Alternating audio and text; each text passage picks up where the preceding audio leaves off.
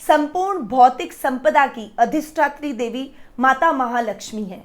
इस पूरे विश्व का आधार मां लक्ष्मी है। आद्य देव भगवान विष्णु की आधारभूत शक्ति और 10 महाविद्याओं में से एक महाविद्या माता मां कमला महाविद्या मां लक्ष्मी है। इस त्रिगुणात्मक स्वरूप में भगवती लक्ष्मी देवी के रूप में संपूर्ण विश्व में वंदनीय है और त्रिशक्तियों में से एक मां लक्ष्मी के बिना ये जगत और संसार अधूरा है। आज क्या हम कल्पना कर सकते हैं कि अगर हमारे जीवन में लक्ष्मी का वास न हो तो क्या हम कुछ भी करने में समर्थ हैं? हमें एक एक पैसे के लिए मोहताज हो जाना पड़ता है और एक एक चीज के लिए हम मोहताज हो सकते हैं। तो माता महालक्ष्मी का स्वरूप इतना भव्य, विशाल और हर व्यक्ति के लिए बहुत ही आवश्यक है। आज के परिवेश में कहूँ तो माँ लक्ष्मी के बिना हमारा जीवन बिल्कुल अधूरा है। तो आज मैं आपको बताने वाली हूँ माता महालक्ष्मी के महाअनुष्ठान और व्रत के बारे में। आज मैं आपको पूरे व्रत की विधि के बारे में बताऊंगी। इस व्रत को कैसे किया जाएगा, ये व्रत कितने दिन तक का होगा, कब आने वाला है और इसकी उद्यापन विधि क्या होगी, इसकी संपूर्ण जानकारी आपको दूंगी। तो ये व्रत भाद्रपद माह के शुक्ल पक्ष की अष्टमी, जिसे हम राधाष्टमी कहते हैं, तब से शुरू होता है और 16 दिन तक ये व्रत चलता है और आश्विन मास के कृष्ण पक्ष की अष्टमी, जिसे हम श्राद्ध पक्ष की अष्टमी कहते हैं, तब तक ये व्रत चलता है। कई बार तिथि के बढ़ने और घटने की वजह से ये 15 या 17 दिन का भी होता है, परंतु आपको ध्यान रखना है कि राधाष्टमी से इस व्रत को शुरू करना है और उसके बाद में श्राद्ध पक्ष के कृष्ण पक्ष की यानी अश्विन मास के कृष्ण पक्ष की अष्टमी तक इस व्रत को करना है, वो उसका अंतिम दिन होगा। 16 दिन का ये जो अनुष्ठान है, ये माँ लक्ष्मी का व्रत है, ये बहुत ही महत्वपूर्ण है। कहते हैं इन 16 दिनों में माँ लक्ष्मी का प्रादुर्भाव हुआ था और अष्ट लक्ष्मी स्वरूप में वे इस जगत में विद्यमान हुई थी। तो इस व्रत को करने से माँ लक्ष्मी का आशीर्वाद मिलता है, सौभाग्य की प्राप्ति होती है। ये केवल हमारी आर्थिक स्थिति, आर्थिक संपन्नता को बढ़ाने वाला व्रत ही नहीं है, हमारे जीवन में हमारे सभी कष्टों को दूर करने वाला, सुख, सौभाग्य, समृद्धि, ऐश्वर्य, प्रसिद्धि और सभी मनोकामनाओं को पूर्ण करने वाला व्रत है। वैसे सभी लोग जानते हैं कि दीपावली पर हम माता माँ लक्ष्मी की विशेष पूजा आराधना करते हैं और दीपावली को सबसे बड़ा माँ लक्ष्मी का दिन मानते हैं, परंतु ये जो 16 दिन है, ये दीपावली से भी अधिक महत्व के दिन माँ लक्ष्मी के माने जाते हैं। तो इस व्रत को राधाष्टमी से आपको शुरू करना है और राधाष्टमी से लेकर आपको अशोकाष्टमी तक इस व्रत को करना है। अशोकाष्टमी इस व्रत का लास्ट दिन होता है। इस व्रत में उपवास रखा जाता है, भोजन ग्रहण नहीं किया जाता, यानी आप फलाहार, दूध, मिठाई, दूध से बनी हुई और सगार के जो सामग्री है उसे आप ग्रहण कर सकते हैं। यदि आप उपवास करने में असमर्थ हैं तो भी इन 16 दिनों में माँ लक्ष्मी का अनुष्ठान आपको जरूर करना चाहिए, उनकी पूजा आराधना आपको जरूर करनी चाहिए। ये स्त्री या पुरुष कोई भी कर सकता है। इस व्रत को भी स्त्री या पुरुष दोनों कर सकते हैं, यानी कोई भी व्यक्ति इस अनुष्ठान से जुड़ सकता है और माँ लक्ष्मी की कृपा प्राप्त कर सकता है। यदि आप 16 दिन व्रत करने में असमर्थ हैं तो आपको प्रथम दिन, अष्टम दिन और 16वें दिन, यानी पहले दिन, लास्ट दिन और बीच में 8वें दिन, इन 3 दिनों में तो 3 दिनों के व्रत तो आपको जरूर करने चाहिए। यह अनुष्ठान राधाष्टमी को शुरू होता है। तो इस अनुष्ठान की विधि के बारे में अब मैं आपको बताऊंगी कि प्रथम दिन आपको क्या करना है। सबसे पहले तो आपको पानी में थोड़ी सी दुर्वा मिलानी है और दुर्वा से आपको स्नान करना है। उसके बाद में आपको माता महालक्ष्मी के सामने बैठकर अक्षत, जल और पुष्प हाथ में लेकर और माँ लक्ष्मी के सामने संकल्प छोड़ना है कि आप 16 दिनों तक माँ लक्ष्मी का ये अनुष्ठान करेंगे, इसके लिए आप प्रतिबद्ध हैं।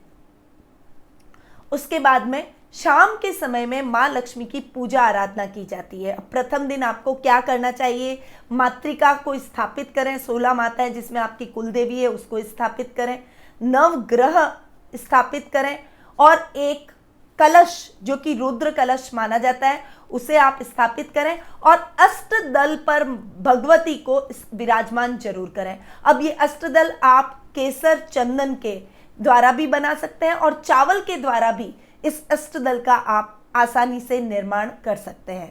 उसके बाद में माँ लक्ष्मी की मूर्ति को उनके ऊपर स्थापित करना है, सभी देवी देवताओं का आपको आह्वान करना है, फिर माँ लक्ष्मी का विधि विधान से पूजन करना है। माँ लक्ष्मी की मूर्ति के पास आपको ध्यान रखना है कि जो भी आपके पास में माँ लक्ष्मी के प्रतीक हैं उन सभी को आपको जरूर स्थापित करना है। अगर आपके घर में श्री यंत्र नहीं है तो श्री यंत्र को जरूर ले आएं और श्री यंत्र को जरूर स्थापित करें, क्योंकि माता लक्ष्मी को श्री यंत्र अति प्रिय है और लक्ष्मी का निवास स्थान श्री यंत्र माना गया है, इसीलिए श्री यंत्र स्थापित करें। अगर आपके पास में लक्ष्मी चरण पादुका है तो लक्ष्मी चरण पादुका, स्वास्तिक, पीली कौड़ी, सफ़ेद कौड़ी, हल्दी की गांठ, कमल गट्टे की माला, स्फटिक की माला, दक्षिणावर्ती शंख, जो भी प्रतीक आपके पास में माँ लक्ष्मी के हो उन सबको माँ लक्ष्मी की मूर्ति के सामने आप स्थापित कर दें। उसके बाद में विधि विधान से माँ लक्ष्मी की पूजा आराधना करें। सभी देवी देवताओं का आह्वान करने के बाद में भगवती लक्ष्मी पर पंचोपचार पूजा के द्वारा, पंचामृत के द्वारा अभिषेक करके माँ लक्ष्मी का भी आह्वान करें और उसके बाद पुरुष सूक्त का पाठ कर सकते हैं, श्री सूक्त का पाठ कर सकते हैं, लक्ष्मी सूक्त का पाठ कर सकते हैं, क्योंकि भगवान विष्णु के बिना माँ लक्ष्मी ठहरती नहीं है, क्योंकि उनकी भार्या है, पति के बिना पत्नी कैसे ठहरेगी। इसीलिए पुरुष सूक्त का पाठ विशेष आवश्यक है। पुरुष सूक्त, लक्ष्मी सूक्त, श्री सूक्त का पाठ करें और कनक धारा स्त्रोत का भी पाठ आपको इन अनुष्ठान के दौरान जरूर करना चाहिए। इन 16 दिनों के दौरान नियमित रूप से करना चाहिए। यदि महिलाएं हैं जो कि जिनको पीरियड्स की प्रॉब्लम रहती है तो उस समय भी अगर आपने ये अनुष्ठान शुरू कर दिया है तो आपको व्रत जरूर करना है। व्रत बीच में छोड़ा नहीं जाता, इस बात का आपको ध्यान रखना है। तो इस अनुष्ठान को आपको करना है। हाँ, पूजन विधि आपको फॉलो नहीं करनी है, पूजा आप नहीं कर सकते, वो आप अपने घर की किसी महिला को या किसी अन्य सदस्य को आप पूजा करने के लिए कह सकते हैं, परंतु व्रत बीच में आपको नहीं तोड़ना है। उसके बाद में आपको विधि विधान से 16 दिन तक माँ लक्ष्मी की पूजा आराधना करनी है और लास्ट दिन जब अशोकाष्टमी हो यानी श्राद्ध पक्ष की अष्टमी यानी अश्विन मास के कृष्ण पक्ष की अष्टमी के दिन आपको इसका उद्यापन करना है। अब उद्यापन में आपको कुछ नहीं करना है, केवल 16 चीज़ों को आपको उद्यापन में रखना है। 16 सुहाग का सामान हो सकता है, सुहागिनों के श्रृंगार की चीज़ें हो सकती है, या फिर एक सुहाग छाबड़े के अंदर 16 प्रकार के सुहाग के श्रृंगार के सामान को आप एक थाली में रख दें, उसके ऊपर दूसरी थाली ढकें और उस दिन खीर का नैवेद्य जरूर बनाएं। वैसे भी इस अनुष्ठान के दौरान रोज माँ लक्ष्मी को हलवे का, खीर का, जो भी आप घर में प्रसाद बना सकते हैं उस प्रसाद का, या फिर मार्केट से भी आप दूध की कोई भी मिठाई लाके माँ लक्ष्मी को भोग लगा सकती हैं, पर प्रतिदिन आपको माँ लक्ष्मी को भोग जरूर लगाना है। और लास्ट दिन आपको माँ लक्ष्मी को चूँकि खीर बहुत पसंद है इसीलिए खीर का नैवेद्य जरूर चढ़ाएं। उसके बाद में आप ब्राह्मणों को भोजन करवा सकती हैं और उसके बाद ये जो सुहाग का सामान है या एक आप किसी सुहागिन को दे सकती हैं और या फिर आप 16 चीज़ें 16 सुहागिनों को दे सकती हैं। ये आप पर डिपेंड करता है कि आप अपनी कन्वीनियंट के हिसाब से क्या करना चाहते हैं। उसके बाद में आप अगर ब्राह्मणों को भोजन कराने में असमर्थ हैं या फिर आपको ब्राह्मण नहीं मिल रहे हैं तो आपको भोजन किसी जरूरतमंद व्यक्ति को जरूर इस उद्यापन के दिन दान कर देना चाहिए। इस प्रकार इस अनुष्ठान को आप संपन्न करें।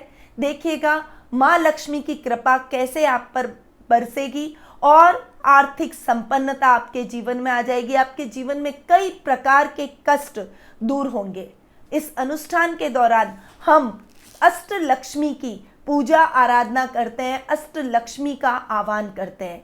इसमें अधिष्ठात्री देवी, अधिष्ठात्री लक्ष्मी, संतान लक्ष्मी, गज लक्ष्मी, वीर लक्ष्मी, ऐश्वर्य लक्ष्मी, आदि लक्ष्मी और विजय लक्ष्मी, इन अष्ट लक्ष्मियों की भी पूजा आराधना की जाती है। अगर आपके पास में अष्ट लक्ष्मी चौकी हो तो आप इसे भी पूजा के दौरान जरूर अपनी पूजा के स्थान पर रखें, जिससे आपको अष्ट लक्ष्मियों का आशीर्वाद प्राप्त होगा। तो ये अनुष्ठान बहुत ही महत्वपूर्ण अनुष्ठान है और प्रत्येक व्यक्ति को अपनी सामर्थ्य के अनुसार इस अनुष्ठान को जरूर करना चाहिए।